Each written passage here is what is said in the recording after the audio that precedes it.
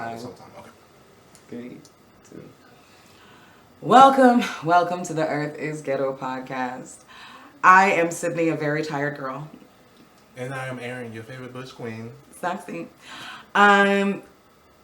So we're gonna get right into the mental health check-in. Erin.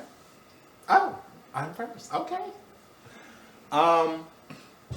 Despite all the fuckery, we're seeing some progress with the things that we're going through.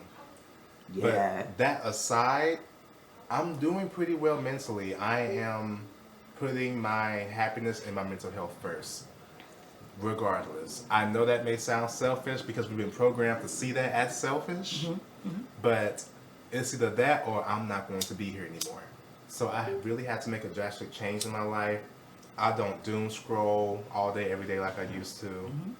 Of course, the people that I follow, I still see, so I'm still knowing what's going on. Yeah. Because I still follow people and they follow me and stuff. But I don't purposely look for things to make my brain be like, oh, girl, you're doing a lot. And that has really helped my nervous system. It's, I'm smiling a lot more. Now, don't get it twisted. I don't be doing that a lot because, again, the rest of bitch face is still here to stay. But it is more smiles on my end. I'm having fun listening to music, doing music. Going live. Not caring what people think. The more I go live, the more I get used to it. And that's a beautiful thing. I'm trying to go live more. For me, I'm doing a little bit better than I was the last time. Erin's like, I'm doing better. I'm like, it sucks over here. So a little bit. No. Right. Passively, if my therapist is watching, calm down. Right. Not on purpose, but like if it happens, and I'm not making any plans. And just in case you guys have a therapist visit, make sure you let them know you're not making any plans. But it is getting a little bit better. I am seeing some sunlight on the edges of the darkness. It is. It's been really difficult for me because I think I feel so. I feel so intensely. Like whatever feelings and emotions that I go through, they are intense. If I am depressed, when and thankfully I don't really get manic, but like my anxiety be like on 10. And it's nice to see, and I feel like my anxiety has been on 10 because I've seen such a lack of progress, like within myself, with the things that I'm trying to do, so on and so forth. And to see, like even with some of the good news that we got today, stuff like that, I'm like, damn, all of this hard work that I've been putting in actually does mean something. And that kind of tips the scales in a more positive direction. So I'm feeling a little bit better. I still obviously have like a long way to go. And I just want everybody to know, like, this healing's not linear. There is no, I took some stairs up. No, bitch. You took 2 stairs and then you slipped into a puddle and then you may have gotten into some quicksand and then there was a hurricane. Like this is like it's not linear. So I'm giving myself the grace to be able to be like, hey, it's not linear. It's okay to fall down sometimes. Like Erin said in the last episode, depression can't hit a moving target. So I'm trying my best to just do a little bit more moving. I was playing with my Oculus yesterday. Like I'm just trying to do a little bit more. So that's kind of where I am. So we're gonna get just directly into the topics. This is definitely yours. So I want you to take this one. I guess this kind of segues into the first topic about regulating our nervous system.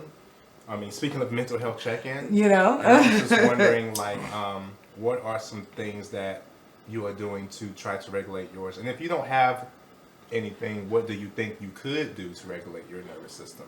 So some of the things that I do to kind of try and regulate, which by the way, depression can sometimes take away from you.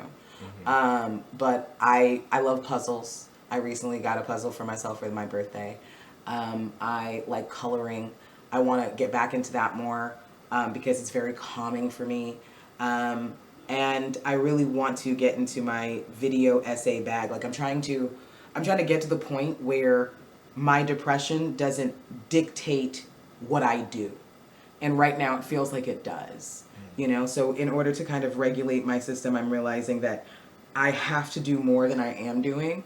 And I feel like one of the things that I've been missing has been like moving my body, has been like exercise. You know what I mean? I always feel good when me and, Aaron and I having like our little mini dance battles in the kitchen and whatever. But like at the same time, I'm realizing I need something more intense. Like I need to get sweaty. I need to get tired. I need to I need to put energy in some place where I actually feel like I'm getting it out. And I feel like that's the next thing I really want to do to start to regulate my nervous system is physical activity. I have skates in my closet that I have not used. I used to love to skate, but like me having knee issues, I'd be so scared like if I fall down, blah blah blah, so on and so forth. And instead of just getting knee pads, they're just in the fucking closet. Depression will give you all kinds of excuses. Depression, like I feel like that's another way to try to regulate your system is to know when depression is doing the talking for you. I was just about to say. That's something I had to train myself, and I'm kind of proud of myself if I'm being honest. I'm proud of you. Because I've even noticed some sides to me, even when you're alone, because that's when you're really your true trust self is when you're alone. Let's be honest.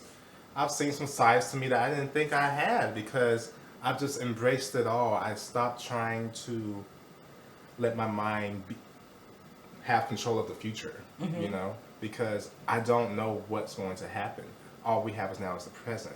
And it's like a muscle. You have to train it, and I have to be okay with being uncomfortable because of the long-term effects of that. And I think for the longest time, I've been trying to play it safe and just would be like, you know what? I'm just going to overthink all day and doom scroll because that's what felt comfortable for me. Because I still felt like I had some control of the future, and yes, I was anxious, but it made me feel good because, but that was killing me in the inside. So I had to literally train my nervous system. I put my focus into the music, into vlogging, and it's really helped. Yeah. But what hasn't helped is hearing us being called slurs and being gaslit. So take it away, friend. We had the Bafta Awards, honey. Okay. And they picked and choose what they wanted to edit out because they made sure to edit out Free Palestine, but not when it comes to black folks being called the N-word. And also, apparently, he was yelling at Alan Cummings, who, gay icon. And apparently he was yelling at him homophobic slurs that they were able to edit out. So I have several issues. A lot of people are like, hey, I don't really have an issue with the person himself. He can't help it, right? And my issue is with Bafta themselves. My issue is the fact that they they wanted to pick and choose what they edited out. And they didn't give a fuck about respecting black people, but they meant to make sure that they didn't anger their gay audience. They wanted to make sure that they didn't that they didn't feel like they were singling out their Israeli audience by having something like Free Palestine instead. It is really disgusting to me. Now, as a person who used to work with patients who had severe dementia, as a child of a Jamaican, obviously I was in nursing school at some point. It's fine. So I remember once I had a patient who was a very old lady. She had like a it was like a gray burr on top of her head. It was like a high top for a white lady. I've never seen anything like that in my life, but that's fine. So she's obviously very angry. She has dementia, right? She's calling people all kinds of stuff, blah, blah, blah. She finally gets to me, right? And I say to her, because it's time for her sponge bath, would you like to clean your perineal area or should I? Perineal area, your private parts, right? Because to be honest with you, I saw them. I didn't want to wipe it. So I was trying to give her a chance to be like, you can be independent and wipe yourself. It's fine.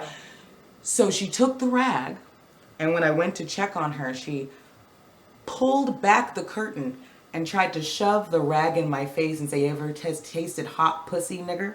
That's what she said to me. So I say all that to say this. People with dementia seem to forget everything but their racism. Yes. I'm sorry. And listen, and just so you know, when it happened, apparently I flew. So I dodged the rag, and then I flew with my hands like this to go around her neck. And I just have to shout out to Hendy, who was my classmate, who caught me in midair. That Haitian man was a fucking angel. Mm-hmm. And he said, "You don't look like that." He literally, and by the way, a bitch was always, you know what I'm saying? And this very tall, skinny gentleman was just like, "Sorry, bitch." And took me outside and was like, "You don't look like them." He said if you were white and Jewish and somebody had said something fucked up to you in that way, they would have made you move patients so that you wouldn't be subjected to that. That's not going to happen in this situation. This is a system. Yep. That's why, and I'm not defending this man, because, oh my God, you have to say things like this. This is why black folks who do have a neurological disorder or disability like a Kanye West have to apologize if they say things, anti-Semitic, because Jewish people still white. I know y'all don't want to hear that. Yeah. So it's like when it comes to black disabled people or black people with Tourette's, that's how I'm like, okay, I'm seeing something. And also, I don't need white people to say the N-word for me to know that they're racist, because they are all inherently racist. I think so it's like, I'm sorry. No, go ahead. It's just like, and I don't know, maybe it's just me, but when it's to be expected, because we know that we live under these systems of oppression, and that is in the DNA. What I will say is that I don't think we are looking at this in a common sense way. His Tourette's syndrome doesn't take away from the fact that he is a 50-year-old white man born in the UK. Do you not think that may come with certain prejudices? So that when he sees black people, he can't help but to say the N-word. What I also will say is that this was pre-recorded, which is why they were able to edit certain things out. So if this was pre-recorded, and by the way, this man had a movie about Tourette's syndrome. So the people who obviously invited him there have a very good idea about how his Tourette's syndrome works. Tell me why he was in an area where anybody could hear him. Accessibility is something that is for disabled and non-disabled people. Black people shouldn't have to walk into a place where they are supposed to be celebrated and getting awards and being called an N-word. And I think the issue is that to this day, he has never apologized. The only thing that he has said is, "Sorry, sucks to suck. I got Tourette's. I wish y'all understood better." Sounds about white. So this is the issue. I need you also to realize that white disabled people can be very, very fucking racist. Why do you think that somehow doesn't apply to them because there's a disability? Small story time. And just so you know, the reason why he was able to type to me was because he had the accessibility stuff on his phone, right? Somebody swipes right on me. He real cute, right? And he looks like he may be like some kind of Latin or something like that. He wasn't white, but whatever. He swipes right on me. I obviously swipe right on him. We start talking. He said, "Hey, I'm blind." I'm like, "Oh, well, shit." And of course, in my mind, you type it real good. And I'm like, which is really stupid. It's really dumb. Listen, I didn't say it was right. Right? I'm like, look at you, girl. You doing a lot of stuff. Again. Right, girl, I did. Anyway, so then he decides to tell me, I had to show someone your picture and they told me you were black. And I said, "Yeah." And he said, you know, I don't mean to sound racist. Here we go.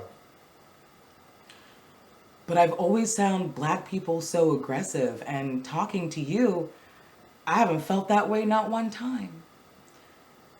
Now this dumbass nigga really thought he complimented me. You're one of the good ones. And tell me why I was so blown away. Because I'm like, you're blind! You're blind! And you know, and I think I said something, I don't remember what my response was, but I remember him telling me something, well, I can tell by their voices they're aggressive. Girl. I don't know why you think if someone has a disability that that means they can't be a terrible person. And the fact that this happened and this man hasn't apologized to this day, I feel like we have our answer. He's a terrible person. Now, there are lots of people with Tourette's. I just was watching a video today where she just sees people and she tells them they're doing drugs with politicians. I don't know why that's the thing that she does, but she was just like, JB does meth with Joe Biden. And you're just like, girl, where did you get that from? Like, I'm not going to pretend that these are things, that these outbursts are something that you can help. I'm not dumb enough to say that.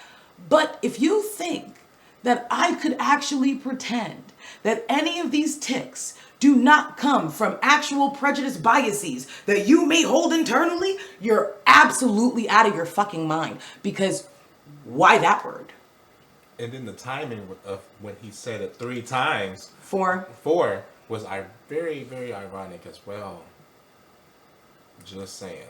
I just need us to walk and chew gum on this one. Like, we can go ahead and say that absolutely he had a disability, but that doesn't mean that he may not have actual prejudices and biases that he is dealing with, which is why he's yelling out the N-word to people. And then when you defend him, you're just like, oh, well, is that how I get to say the N-word? I just gotta get Tourette's? And by the way, do you think that this doesn't, and I'm sorry, maybe I'm just putting on my little foil hat for my conspiracy theories, but you have a movie about Tourette's, and when the black people are speaking, or when anybody who's like not white apparently is speaking, you're saying horrific things, and then I'm just like, is this just promotion for your movie?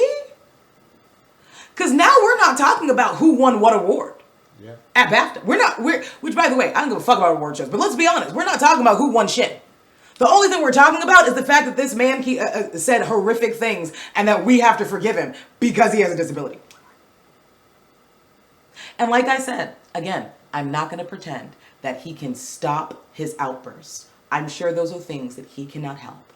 However, if you think that I could believe that he may not come with certain prejudices and biases, you are smoking crack.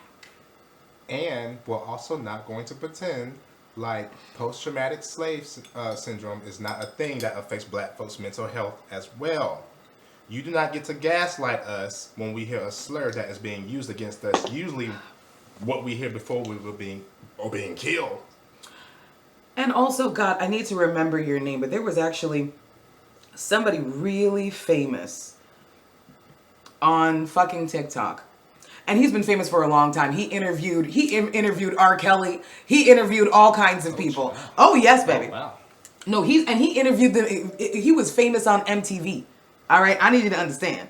Nigga, I need to look up this man's name because you know what? Do you know what he said? He actually said that if we call black people who are ICE officers house niggers and it comes from white people, it's okay. I remember that shit. All right. All right. I'm like, what are we doing here? Why do you think it's okay to get a pass to ever say a slur? Because it tells me that you refuse to have enough brain power to think of something else. That's what that tells me. And also, there are black people fighting with you. So you're calling this man a house nigga. How's that supposed to make the people around you who are also fighting with you feel? And don't you think that we've had enough of Latin and Latin and white people calling us the N-word when we come to help? It was the white folks going on with him saying, yeah, what he said. I'm like, you know, they can't wait to say it. Out of all the slurs, we know white folks want to say the N-word real bad. So bad. So it's just amazing to see. Like I said before, I don't need to hear that word to know that white people are racist inherently. Yep. Because at the end of the day, and it's a hard pill to swallow. I know y'all hate to hear it. I know y'all do. But as long as this system exists, white people benefit from it, while at the same time it hurts black folks and people of color. Toure. That's his name. Oh, yeah. Toure. And I don't even know if you can see it. Okay? That's who I'm talking about. Like,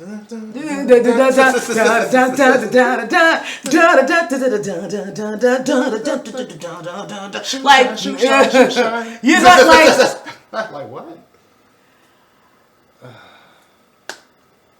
I would never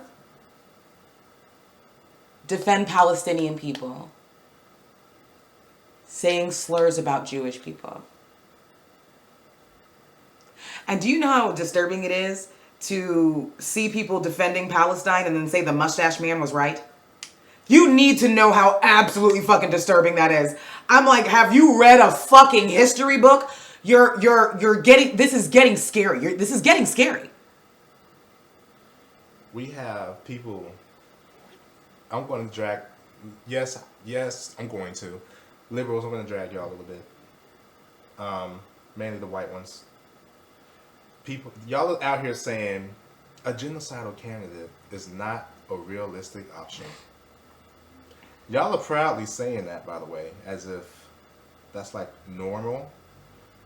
And what does that say about the system that you're trying to uphold and defend? It's not realistic to have a non-genocidal candidate.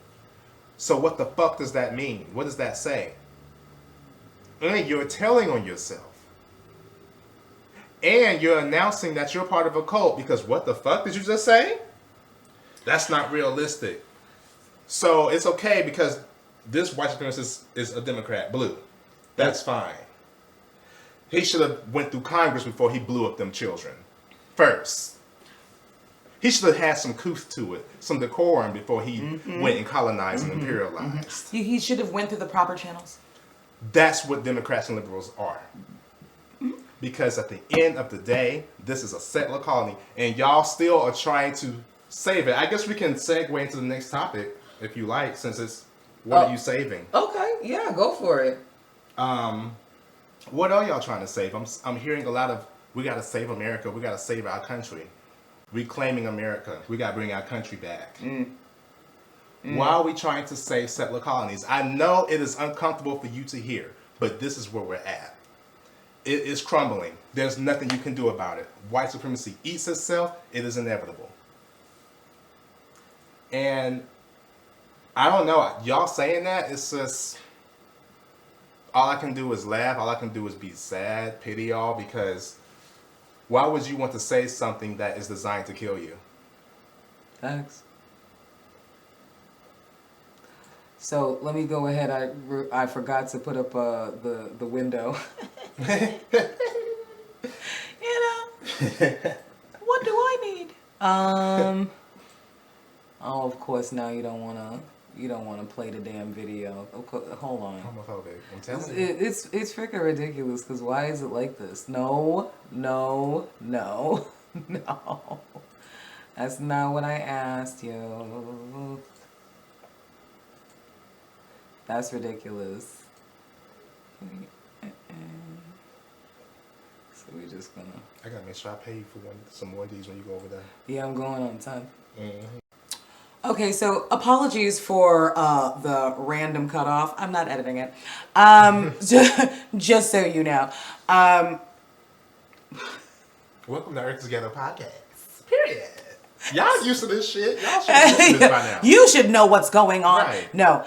So now I'm gonna go ahead and Thank you play. for sticking around. No. Word. So now we're gonna go and play the video that we wanted to play for the topic, what are you saving? So go ahead and play this. Come on, you could do it.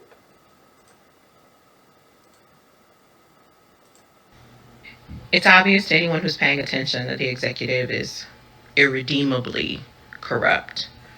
I believe that's also true about the Supreme Court and Congress. In countries around the world, these Epstein files are roiling leadership. Folks are being forced to resign, to give up official titles, to step down from both business and politics. Here, the leader of the entire country is mentioned more than any of those people, and there has been not a single perceptible ounce of pressure for him to step down, let alone to initiate any more forceful investigative or prosecutorial efforts. What are you saving? Our biggest corporations are accelerating planetary extinction. We have reached water bankruptcy, a point in the heating of the planet that many scientists believe is irreversible. What are you saving? We are enamored with and pursuing an illusion or the reality of our country. Whether we are so infatuated by the ideals that they obscure our ability to see reality, that our reality, our assessment is obscured by the ideals. And our loyalty to this place may cost planetary extinction. What is it about this place that's worth saving more than humanity itself? Your comfort? The illusions you've grown up with? What are you saving?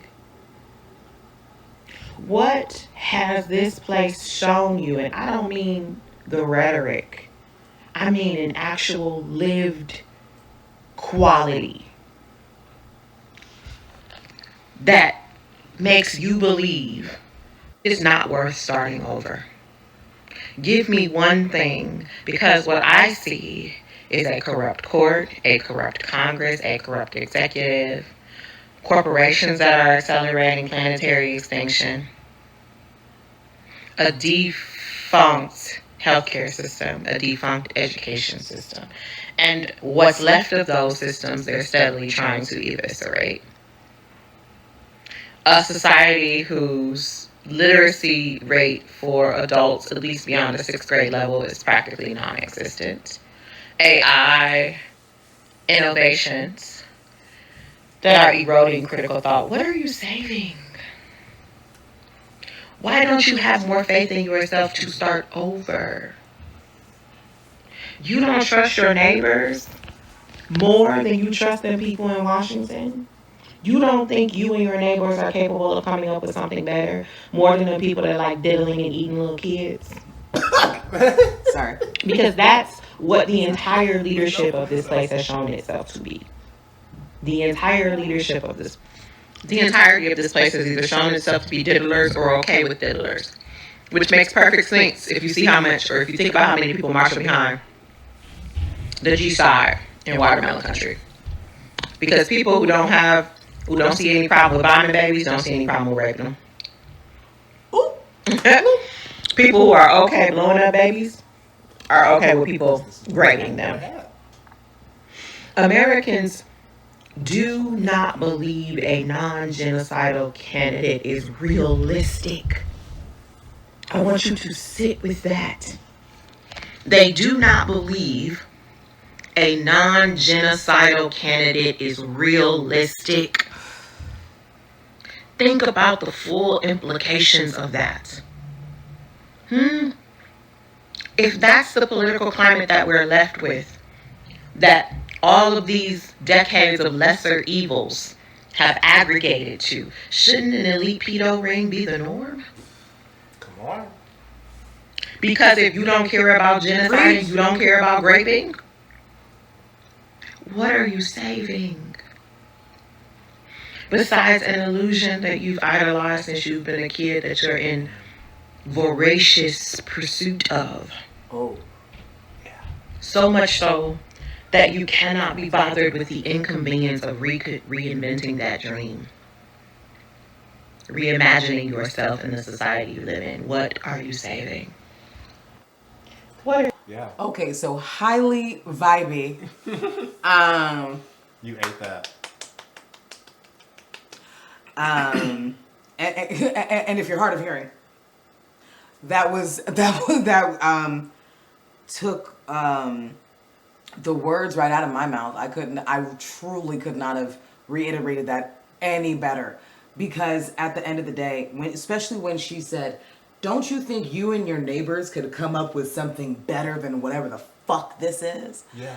And it's like, I feel like the loyalty that we have to the U.S., obviously not me, but the loyalty that a lot of people have as a whole.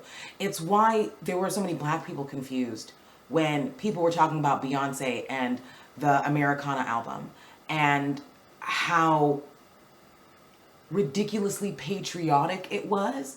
And instead of, because I love when I see black people being celebrated. It's when you decide to establish a kind of nationalism that feels similar to something that we have been oppressed by. Now, I know I'm so glad that we're not famous, because that whole sentence would not have gone over very well. Oh, yeah. Oh my God, Yeah. at all. Jesus. You know. Almost got scared from that. I'm like, oh, I'm so glad nobody knows this podcast exists. But I really truly think about it. And by the way, amazing album, Walk and Chew Gum. Oh yeah. But at the same time, especially like the Buffalo Soldiers t-shirt, there was so much about this. And like, as soon as the Buffalo Soldiers t-shirt came out, suddenly, we were only talking about Native Americans that owned slaves and not talking about the Trail of Tears, as if that wasn't a thing that happened. And being employed by the state is being employed by the state, my love. That's nothing to be proud of. It just isn't. And instead of being able to hold that L and perhaps just be like, oh, we can do better. Instead, I can't believe you spoke about Beyonce. Like that one light-skinned girl who was talking about Beyonce, and then she ended up going to a show. Oh, Hannah. Yeah, she ended up going to a show, and I can't believe you went. She didn't say she hated that bitch. What did you think she said? Did she say she didn't enjoy your music? Did she not say that it was... Listen, did she ever say that it's not a spiritual experience anytime we ever hear Beyonce? Like, we're not stupid. We know how amazing the fucking woman is. But I need you guys to be able... They can't. They can't. That's the thing. Hey, same Beehive member here. Y'all cannot... Because, hey, I'm not admitting that. Right. Yes, not a stan, but a Beehive member. I understood. I'm a honeybee, not a killer bee. You stupid. Y'all have a problem with walking and chewing gum. And that's why I say stanship is very, very dangerous. No one should be a stan of anyone. You should not stan anyone. Oh, so I showed Aaron... I showed Aaron the Stan music video by Eminem. Let me tell you something. No, you just tell him what your reaction was. Let me not tell it. It's pretty accurate. Damn. Okay. I hope we all know we're talking about the same Stan music video from Eminem. Like, that, some of y'all be acting like y'all be doing some fucked up shit over people that you don't know and don't know you. And I can say, hey, I love Beyonce's voice, and I do. She's in my top 3 favorite vocalists of all time. I can also say, girl, you know you was in the wrong for that Blood Diamond thing. Oh, well, you hate black women. You're not a real fan. You don't like her music. You a hater. That's not what I said. I just said, hey, tap you on the shoulder. But that's the thing. Why can't it be both? Why does that bother y'all so much? I can even say something like, damn, I really wish Beyonce was more involved in Chloe Bailey and Halle Bailey's career. Mm-hmm. Especially since she's a part of like the songs that these girls have been coming out with have been so amazing. If they had more support behind them, that rollout should be and they're not receiving that. But me just saying, I'm noticing things, is an attack. Do you know how crazy that is? I'm trying to support black women being as great as they can be. And listen, honestly, let's be real. Hallie and Chloe don't need my help, right? But at the end of the day, I feel like I should be able to point out, like, man, they're a part of this label. You would think they got the Beyonce billionaire money behind them to do what the fuck they gotta do. You would think. And because it's not for a lack of talent. Yeah, but Beyonce is a capitalist. This is how capitalism works. And then see, when I say things like this, oh, well, you're a hater, you're a secret hater, you're a mole or some shit like y'all be. Yeah, Yo, I get called that too. I got called a mole. I did no. Like, yeah, I get called that. Okay, you get called. I've never experienced something like that in my. I was talking about Beyonce, and somebody's like, "You fucking mole," and I'm like on my face. I'm like, I'm a mole, but I've been to 4 of her concerts. How does that make? Oh, girl, you have money. I've never. Mrs. Carter toured twice, and the Formation World toured twice. I've never been to a Beyonce concert. I really hope. Let me tell you, too, bitch. I was. Woo. Listen, when she comes out with her rock album, I need to go. I have to go. But no, but we can't go because we said she's a capitalist. Oh, Jesus Christ! Let me tell you something. So that means we don't appreciate her music. Why weren't we more upset with the "You Can't Break My Soul" in Israeli theaters? Why can't I say that that's something that's wrong without you telling me that I'm a fucking hater and I hate black women? That feels so crazy because it's not like I'm not willing to acknowledge her talent. Let me tell you something. People are like, Beyonce's just not that talented. Girl, I can't help you at all. I will defend this lady. If anyone that says Beyonce can't sing or Beyonce isn't a good entertainer or isn't talented, it's a lie. Yes. We have to have a conversation. I will now. also sting with the other Beehive members for that. Absolutely. But you will never catch me defending this woman and say, "Oh yeah, she's a billionaire and all these other things." Yeah, she is, and she doesn't know me. And why should I care? Eat the rich, all of them. But and her yes, she's last. done some things, but tax write-offs. Okay, so let's just enjoy the art and the music. And stop trying to pretend you know this lady and her moral compass. You don't. I don't. And just be grateful that she ain't beefing with people like SZA and like other people. Like, she drops her shit and she goes back to her mansion, even though she's finna move to the UK because they trying to escape. But see how the elites can leave when they want to, but we still have to stay our asses here. They don't care about us. Deal with it. Because they know that this shit is crumbling. All these artists, your favorite artists, are moving out of the country. No, real No, talk. I'm being for real. So, when I heard Tupac say in that interview, "How do you sleep in your mansion and there's homeless people on the street?" People can respect him for saying that because he's dead now. I love the way you bitches love to do that. Because if anybody said that right now, alive, everybody would be up in arms. Mm-hmm. How dare you think this is my responsibility just because I'm not responsible for their bad choices? I'm not responsible. Like, I can already hear it. But I'll be honest with you. Real talk. How do you step over the homeless? How do you see, you're a billionaire and you see shit on the news every day that you could fix with a stroke of the pen. And you don't.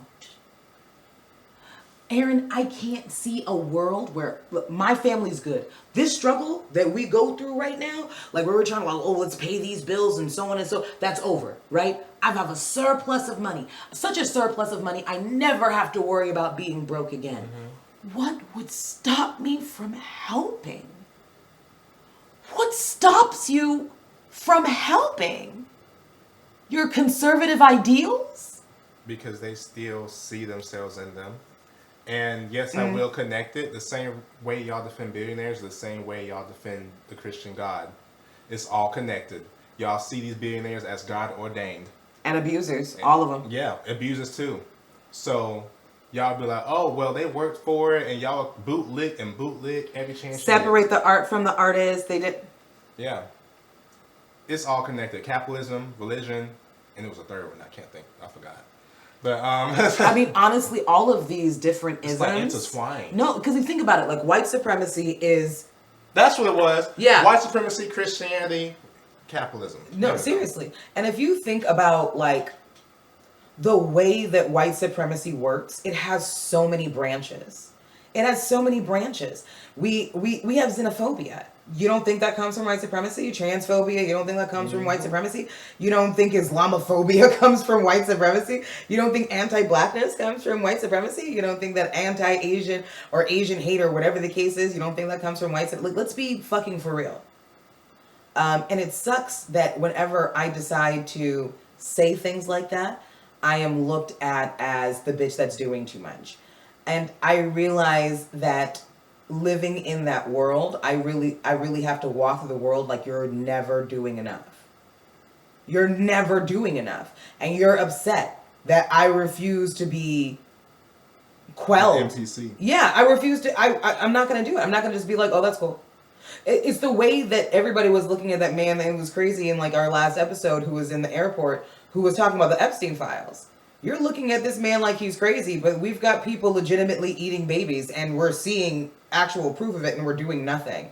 We're going about our day like that don't mean shit. We're going about our day because guess what? I guess those kids aren't yours. We're going about our day. Like, I can't do that. And I don't think that we should. You see people crying online and being made fun of because they just read the Epstein files and they had no idea how fucked up it really was. But those people who are feeling things, they're the issue. Not the ones walking around like ain't shit happened. Don't that feel like a setup? And the ones that are walking around like ain't shit happened will say things like, oh my God, the Epstein files are so bad, and this is so bad, this is so bad, this is so bad, but will continue to still have more children to feed the system. Feed the system. But it's more than... And I'm not trying to like be like a Debbie Downer, but it's like, I'm not going to be excited when y'all have kids left. I'm just not. I'm sorry, because you just said that, oh my God, we gotta protect children. This system is so fucked. It's being ran by cannibalistic pedophiles. I want 4 kids, 4 mini-me's. I'm going to look at you like, huh? I'm sorry. And like, no, but and to be honest, as a person who's only just realized that maybe one day I may want one and then take the tubes out after. But at the same time, I can't even say anything against that sentiment because I feel like people don't ask themselves why they want to have kids. They just ask people who don't have kids why you don't. Do you understand what I'm saying? They only want to know why you don't have kids, not why do I want children. And I would think the person who really wants to soul search about why they want children would be the better parent. I mean, I'm just going to be honest. When you are parenting on purpose, when you are parenting with intention and thinking about, hey, listen, I'm not saying that you should never have kids, but what I'm saying is that are you really willing to do all of the thinking that is necessary, because this world is fucked. Are you thinking about our education system and where it is? Are you thinking about their safety in schools right now when there is like literally 2 or 3 mass shootings a day we are averaging here in America? Are we thinking about what happens in churches, what happens in certain religions when children are being taken advantage of? What kind of, are you going to be a radical parent? What are you going to be teaching your kids? Like, we have a lot to cover. And we're not covering any of those things. So that's why when I hear sentiments that that Aaron just said, all I can say is, yeah. Because again, what are we trying to save? Yeah. And that, I know that sounds like a negative Nancy of me, I know. But when I hear people talk about kids like they like or trophies, like I got a new like a new toy. Yeah, like a new toy. Like, especially during these times, it's like it just lets me know that they are still somehow trying to save this illusion of life that they made. Because again, none of this shit is normal. None of it. We're not supposed to be paying for water. We're not supposed to be paying for food. We're not supposed to be paying for air. And they will gaslight you in that. And so it's like, why are we trying to save this shit and act like everything is normal by saying, oh, yeah, I'm And maybe I might need to check myself when it comes to how I talk about people and having kids, because I know both things can be resistance whether you have them or not. In a way. Yeah, no, 100%, especially if that's what I was saying, like, how are you teaching your kids? How are they moving through the world? What are they about to do next? Are you just going to go ahead and put them in school so they know that they have to work a 9 to 5 and that's what school is there to train you as? Mm-hmm. Do you know what I'm saying? Like, a lot of things can live in the same place. Yeah. And like I said, if I ever was to like have a kid, those things would be really important to me. I'll be honest with you. And also, I need you guys to know, they want you to have kids so that you can't be a part of a resistance. They want you to have kids so that you cannot be a part of a resistance. Mm-hmm. They want you to have kids because they do not want you to be a part of a resistance. I need you to understand that. And this is a person who's actually contemplating. Do you understand what I'm saying? I'm 39, so it may not work out for me. But you know what I'm saying? But at the same time, it's just like, these are things that we kind of refuse to think about, and things that we get very, very touchy when we ask people to challenge. Mm-hmm. You ask them to challenge why do you want children? I know you were asking me why I said I don't want children. Why do you want them? And when I say the answers are so telling, a lot of you just want to reanimate your childhoods to make yourself feel better about how shitty yours was. Mm-hmm. I can't. There's a lot of things that, again, live in the same space. And a lot of people are having kids out of trauma. Mm. And that's just the truth. There's too many people my age that will let me know the horror stories of being born out of their parents' prior trauma that they were never a part of. Mm-hmm. They were a piece that was supposed to heal them, and not a whole person they were having. Mm-hmm. Yeah, like you said, if you do decide to have kids, hopefully it's from a form of resistance. Mm-hmm. And when you teach them and when you raise them. Mm-hmm. But also for the ones who aren't, also because, again, it is an anchor of capitalism. Mm-hmm. Mm-hmm. It is. Mm-hmm. They want you to have, like, remember that congressman, he said, we need more workers, I mean kids. Yep. That's what they want. They want you to feed I need you to be aware. You got to be aware of that. You can't just go into having kids blindly and not be aware of the fact that there's congressmen depending on your womb to create. My love. We need my to love. keep this shit going.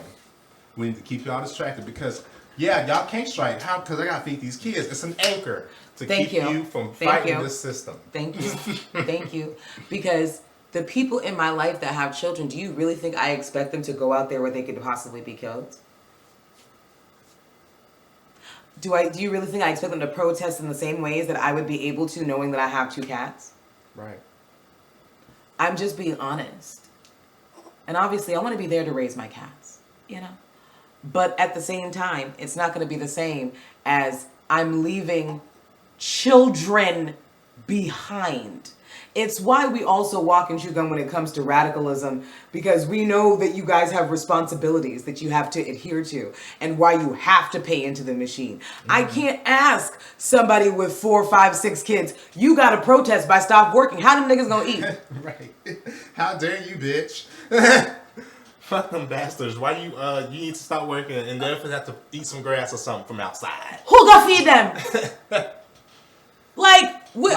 Where the food for come from? No, you can't do that to people. Yeah. Do you understand? So again, this is one of the spaces where we have to walk and chew gum, where we have to give grace, but we also have to be actually realistic. And the person with that 6 kids, again, because it's useful spots for everyone, if that makes sense. Thank you. So that person with 6 kids could be still useful. Oh, absolutely. For when the time happens. When it comes to children. That's such a good point. We need mothers. We need good, we need field medics. We need sharecropper, all the things. We need people who are going to cook, because what are resistance going to eat? We need people, no, for real, because there's going to be other people in the resistance who also have kids. Who's going to watch the picnic them? You have, babies are still going to be happening when that time comes. Just so you know, we never stop fucking no matter how hard times are, and nobody want to use protection, so there will always be kids. So now is not the time to shame and look at you. I can't believe you had a litter of children. Bitch, you need to be out there. I'm like, girl. Stop. Yeah. And also shout out to every single mom who has decided that they are going to be radical. They're going to raise their children differently. They're not going to go ahead and let the cycle continue. Shout out to you. Real talk, because we always talk, because as childless people, we obviously talk about yeah, niggas with kids. But I need y'all to understand how important y'all are to the resistance. We don't just need single childless people for the resistance. We don't. It's just the truth. But anyway, we are going to move on to the next topic, and we are just going to go directly into playing the video so that we can talk about it, because I think it's really, really important that we just kind of get into it. You feel me? And if you could just open up enough. No, girl, stop. I love getting my news from her. A group from Miami tried to stage a terrorist attack on Cuba, and now multiple people are dead. Here's what you need to know. So early Wednesday... Hold on. I want to play this video first then. It's still her. When I tell you I get all my news from her. I get everything from Black Belt, okay? I need you to know. Nigga, what? What's happening? Okay, hold on. Wait. People yesterday have finally been identified, and one of them confessed. Some of the Miami-based terrorists who tried... Wait. Girl. The United States is trying to starve Cuba into submission, but Cuba refuses to bow down. Here's what's going on in Cuba under crippling U.S. sanctions that have made sure that no fuel has entered the country since December 2025. Now, for over 6 decades, the U.S. embargo on Cuba has squeezed the island nation. The embargo and sanction are policies of the United Nations condemns year after year. In fact, countless countries across the world, from Europe to Latin America, have recognized these sanctions as illegal, inhumane, and crippling. Yet the blockade continues with the goal to create starvation and desperation.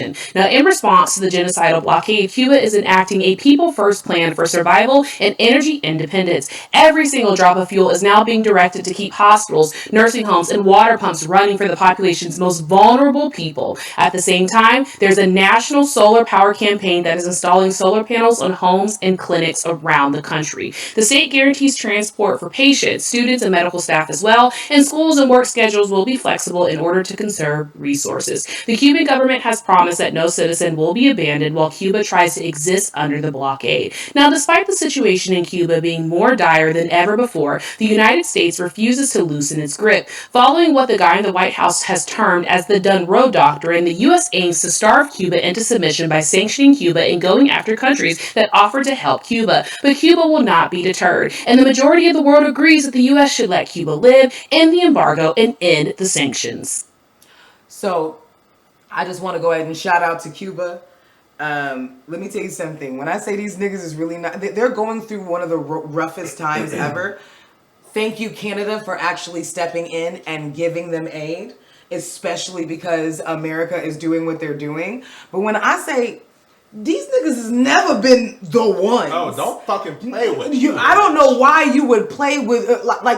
despite what y'all may think, that's a black country.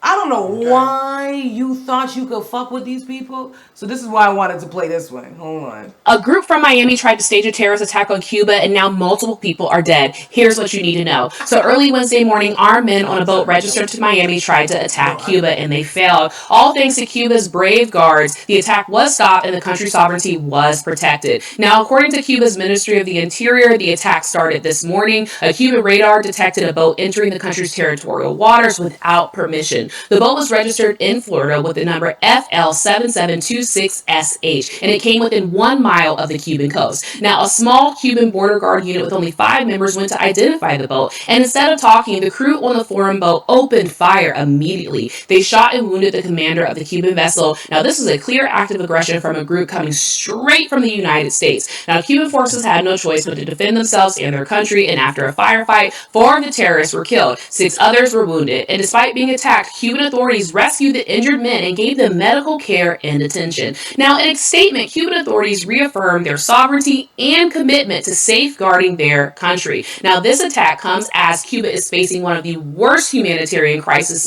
as a result of the genocidal U.S. blockade on the country. No gas has entered the country since December, and the island nation is implementing extreme measures just to survive. This is a developing story, and I'll do my best to keep you updated as...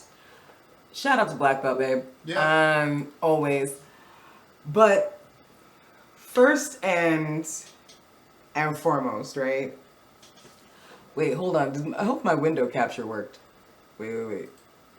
All right, hold on, because I got scared for a second. Did I do that? Okay. We was good. We was good. I got scared because the earth be ghetto. So I had to double check. I'm like, girl, I don't know, girl. Did it record? No. Did we just listen to nothing? Let's record it again. No. One of the things that I really feel like that we have been taught, at least for me, I've been taught about Cuba growing up in Florida. A lot of it has been lies. Especially in reference to the Cuban people who still live there. And one of the things that I think is so important is for us to come together when people are dying. It's for us to come together when people can't cook for themselves, when they can't do what normal people should be able to do. And no matter what you want to say about Cuba, they have a 99% literacy rate. America has never been able to say that. Doctors go over there just to train because the education is so fucking good. I need you guys to stop playing games. And up until a little while, we was getting white bitches going to go get their teeth done. In Cuba, in Turkey, in all these places that you want to go ahead and talk all this shit about, but you want to go and take their services. Yeah. Okay, so small tangent. I'm sorry. No. So I think, especially when it reference to this, obviously this is a developing story, so we are going to continue to talk about it. But for me, seeing this, I'm just so reminded of the terror that America has brought to almost every corner of the globe. It was like whatever America didn't get, Japan got. Like, I don't know. Like I was like, y'all just spent your time colonizing. Oh, I'm sorry, America and the UK. I'd be thinking about you, but just look the same. My bad. Between America, the UK, and Japan. Right. But it's like being constantly reminded of the horrors that happen when Western governments insert themselves into what they believe is a third world country, more educated than you, but a third world country, right? And because Cuba refused to bow, that's why America is doing what it's doing. Yep. This is they're resisting an imperial party, an imperial power. They're resisting an imperial power and being punished for it. Yep. That's all that's fucking just happening. Like Palestine and Israel. It's almost like settler colonies have a goal here. You know? It's almost like they have a group chat. Free Turtle Island, you know? Like, I feel like y'all forget that this is I say this damn near every episode. Y'all know I do. But I have to because Americans forget that. Whoa, the privilege of it all. I know. This is a settler colony disguised as a country. Yep. Okay? At the end of the day. And I also want to say that what's happening in Cuba, yes, it will also still most likely, yes, it would for certain actually happen under Kamala or any other Democratic president. Because the agenda is still the same of the regime. 2 wings, 1 bird. We have to remind y'all of that. Because I keep saying, oh, but she had a funny laugh. Or, oh, is America great yet? No, because at the end of the day, they go golfing together. They go to lunch together. Both sides uphold white supremacy. So, this whole, this wouldn't be happening if it was Biden or Kamala or any other Democrat. I'm going to hold your hand with a napkin when I say this. I need you to free yourself. And I'm not talking about what Fantasia said. I need you to free yourself even more. Okay? Because one goal, and that is to imperialize. That's the highest form of capitalism. So, this whole, I can't wait to 2028. Girl, we might not even make it that far. The way it's going. Midterms, girl, I don't know, to be honest. Not the way that things are going. I don't really have a whole lot of faith. This tangerine tyrant can do whatever the fuck he wants to. The whole government, they're telling you to your faces, peasants, y'all ain't gonna do shit. You're gonna bring your signs out and walk. and get tired and go back to Starbucks and go back to Target and go back to watching the Super Bowl. They know this stuff. Your scheduled King's protest from 10 to 12. Now y'all talking about Coachella. Y'all ain't ready. Y'all ain't. Because real protests that are going on in Minneapolis and in Minnesota, we don't even get to see. But you know the ones they want to tell us about? No King's protest. From 10 to 12, get juice and cookies at the With front. cops guiding them along the way. Like, girl, the cops want to hand them some ice, girl. And then getting mad when you see free Palestine stuff at the protest. And y'all still bringing American flags to the protest. Why y'all? This is the part that that's why I say America is a cult. And I know I'm a little bit high right now. But this is why I say America is a cult. Because why are y'all proud to be part of a settler colony like that? When you wave that flag, how can you not see what you're standing for, like what you're trying to defend right now after everything that's going on? That's true. I just don't understand it. I'm so sorry. I just don't understand it. You should not have an American flag nowhere near you. That is an evil flag. And it needs to be like, yes. Oh, girl, I forgot. I can't say too much. I know, right? It's still YouTube. Yeah. But free country though, right? Right? No censorship. Okay, so more international news. I'm going to steal this for just a second, just so I can. Oop. That's good. Okay, just so I can go ahead and read this off. Whoops. So currently, what is going on? I don't know if you guys have heard that. At least what American news is telling us is that in a certain city in Mexico, I think it's Puerto Vallarta, I think is what it's called.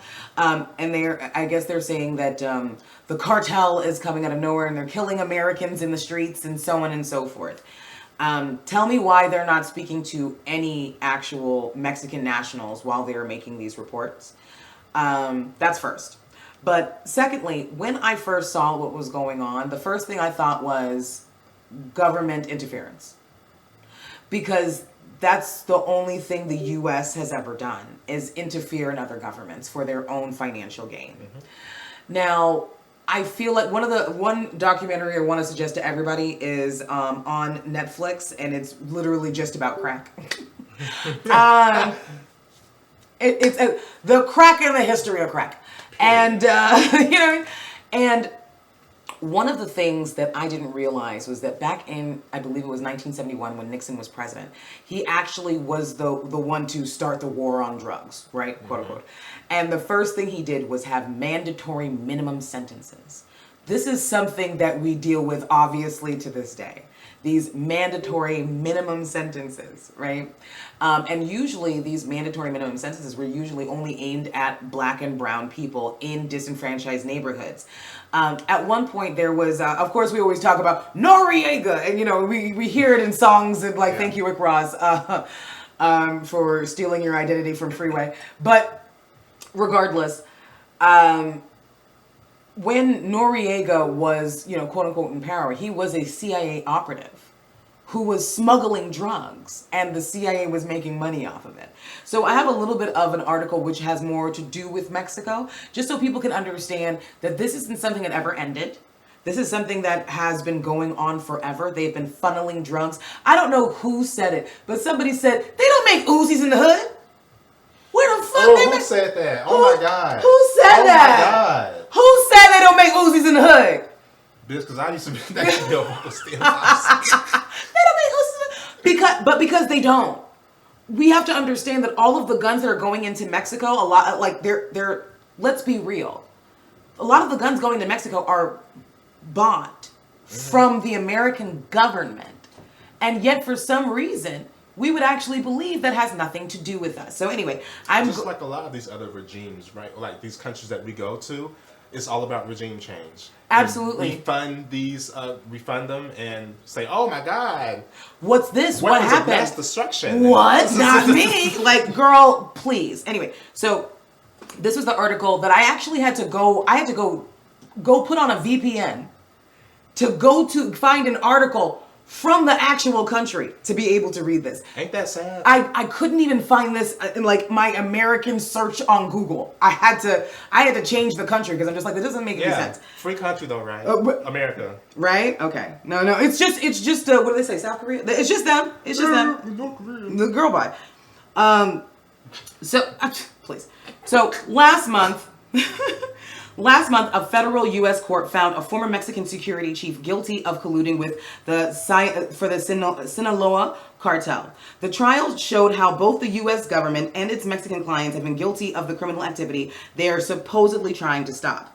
Now, Tuesday, February 21st, a federal jury in Brooklyn, New York, found Mexico's former Secretary of Public Security, Genaro García Luna, guilty of conspiring with the Sinaloa Cartel.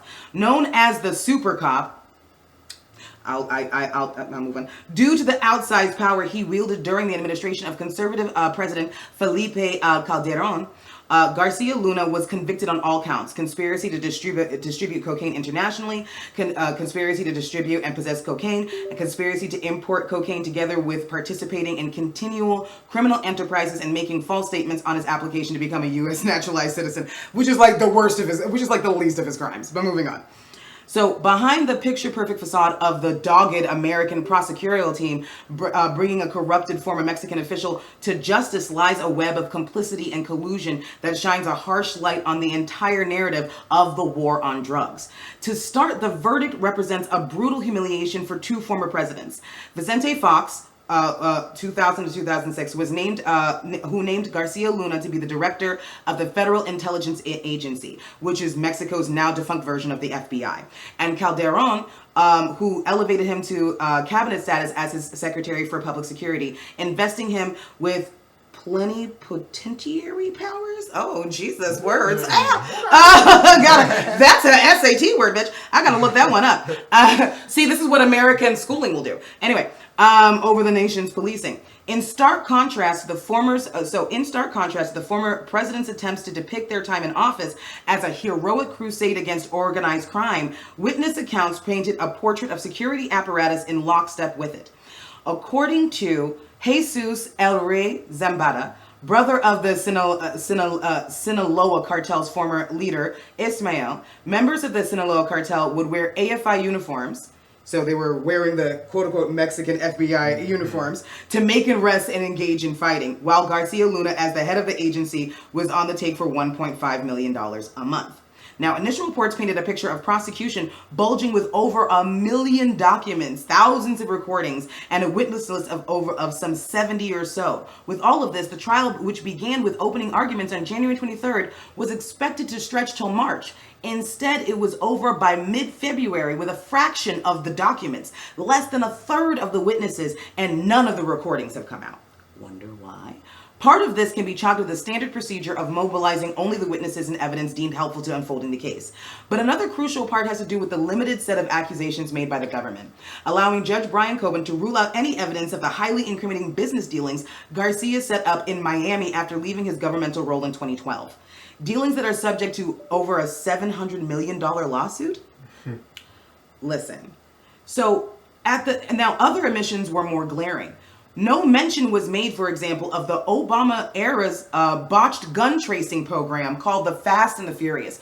I don't know why America loves movie names so much when they come to these things, but they called it the Fast and the Furious, which delivered U.S. arms in the hands of Mexican cartels.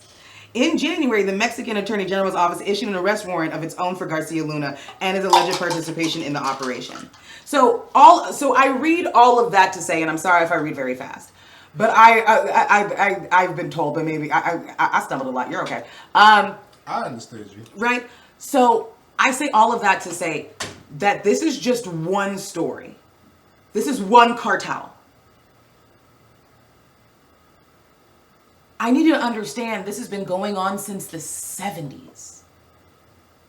And one of the reasons why I wanted to bring up the mandatory minimum sentencing is because I feel like we don't really understand the effects of what that means. So I was actually, when I was a recruiter, I was on the phone with a person who wanted to be a security officer. He said that I used to be a CO and I can't do it anymore. My dumbass asked him why. He said, to be honest, do you really want me to tell you the truth? Of course, my nosy ass is, of course, like, of course, yes. And he said, the reason why I quit was because there was a young man who got arrested for weed, less than an ounce, in Texas. He was getting 5 years. Wow. While this young boy was incarcerated, he was being brutally raped by his cellmate. Obviously, he was going to this security officer, this CO, and saying, like, he's hurting me. I can't do this. He's hurting me. I can't do this. This man continued to put it up the ranks. This man continued to make report after report, trying to help this boy to move out of the room with, at this point, just his rapist. This boy comes to him, pants around his ankles and bleeding profusely, and says, I need you to help me. He goes one last time. I need you to move this boy. Next morning, his rapist was dead. And that boy got 25 years in prison. Wow. What the fuck? And this is what that minimum sentencing that Nixon did. And that's one story. That's one story from one state, from one boy. For some fucking weed.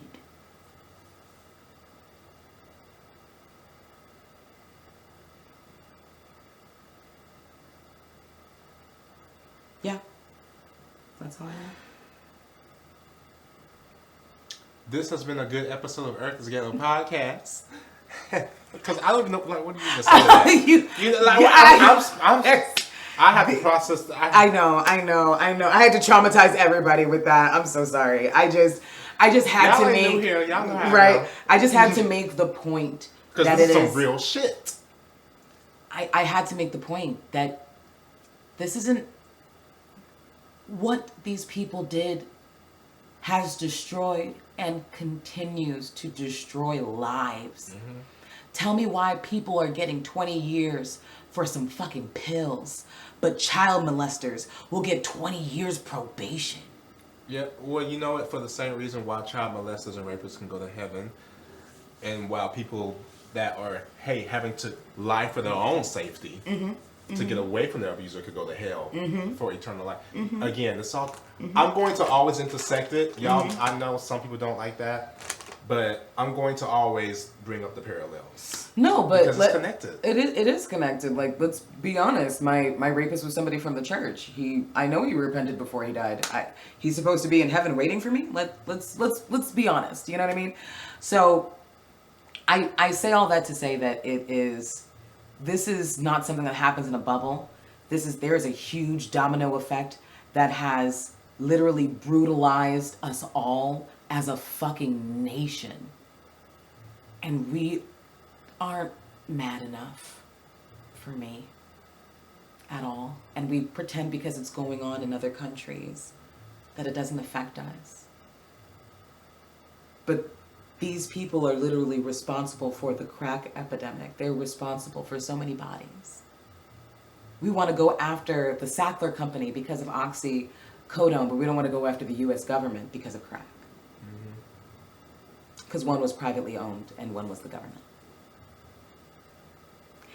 The amount of, shock. This is going to be so dark, I know, but we have to be ready for it just because look at where we're at, if we're being realistic. Again, stay delusionally positive, but also, girl, I'm going to say it. The amount of shock and disbelief that will be on so many Americans' faces when the bombs hit. We really think we are untouchable. We are the bad. America is the bad place. We never were the good guys. We never will be the good guys. We're the terrorists. We terrorize every single country and pretend it's for political means that we're trying to liberate them. I don't know why you won't believe it, but the amount of bodies will never be able to atone And that's on this land and abroad. Yeah. America is for the Star Wars fans, America is the Death Star. But anyway, America's in the ego death. But anyway, that was. You know what? Next time I don't know why I said that should be the last topic. I should have made these two topics up here. We should have used BAFTA to be like. You know what? Next time, guys, I'm gonna leave like the happy topic for the last one, so we don't have to end like. So that was horrible. Bye. I think we should start doing that. Put like a more lighthearted topic at the end. You know what I'm saying? Just because I know we be talking about some heavy shit, guys. I already know it is. Like I'm like it's not on purpose, but we're gonna try. We're gonna try for y'all. I promise, because I know it's hard, but I want to thank you all so much for tuning into the podcast. I want to thank every single one of you who has gone over to the YouTube, because we are moving off of Spotify.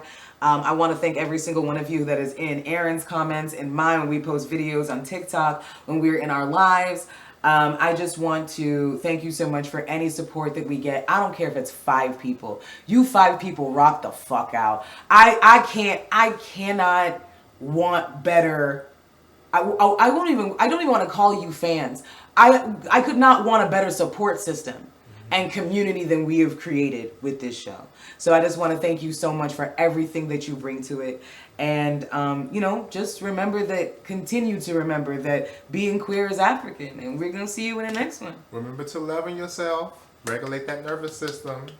See, we should have had that as the last topic. See, we going to think about it next time. My bad. We wasn't thinking about it this time. But anyway. Bye, hoes. Bye, hoes.